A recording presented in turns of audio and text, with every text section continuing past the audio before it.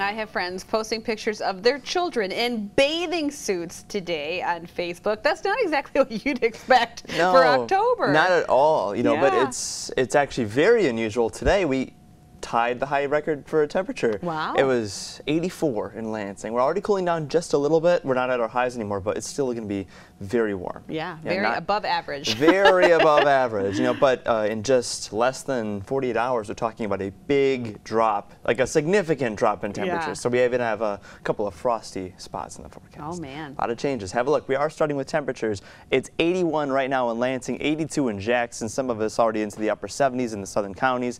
That's well above the average. The average highs this time of year about mid, even some low 60s. But the cooler fall weather, which is going to be below average, is not far off.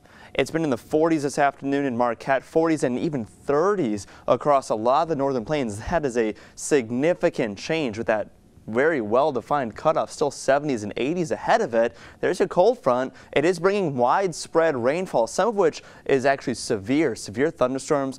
And yes, your eyes don't deceive you. That's blue for snowfall in Nebraska. And look at all these watches and warnings. There's so much happening across the country. Winter weather advisories, some freeze and frost advisories across a lot of the Midwest. Ahead of it, underneath that rainfall, flood watches from the UP all the way down south, yellow tornado watch.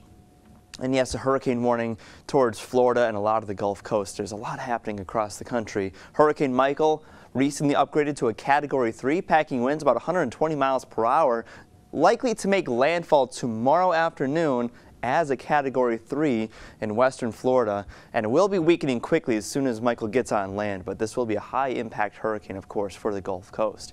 Closer to home, we're still tonight seeing calm weather, very warm weather. Top everywhere the headlines. Thunderstorms tomorrow. That will bring the change, a big cool down, significant drop in temperatures, so much so that there are multiple nights in my 7-day could see some frost. Meanwhile, tomorrow's thunderstorm risk for severe weather is marginal. That's pretty low. It's not a zero risk, but we're not expecting a lot of strong thunderstorms tomorrow. Could see some heavy rain, maybe some strong winds. Here we go into your future track. Tonight, not a lot going on. Mostly clear skies. Very pleasant weather. Very warm, though, for this time of year. Wednesday morning likely starts with some sun. Helps to push us back up to 80 again. But after about 2 or 3 o'clock, we should see scattered thunderstorms moving through the area. And yes, we see some of those reds. Could see some heavy rain, maybe a stronger thunderstorm in the heat of the day. And then that'll be mainly into the late afternoon, early evening. Another round of rain and thunderstorms later on at night, but looking weaker. That'll be with the cold front itself, probably after midnight, and that's when the real change happens. Thursday's forecast, colder, much colder. Some sun, yes, but might see some lake effect cloud cover, maybe even some lake effect raindrops out west. Tonight, though, very opposite. Mid and upper 60s, mostly clear skies, warm, humid. Tomorrow, up to about 80, afternoon thunderstorms. Early sunshine, though, should be a nice morning commute, and an 80 down to 55 to 52. Low to mid 50s for highs. Frost at night, Friday night. Frost at night, maybe Sunday night and Monday night of early next week. We have some cold nights ahead of us, which is not so unusual for this time of year. It's right now that's the unusual part. Yeah, it's just going to feel really unusual compared to where we've been. It will. All right, Dustin, thank you.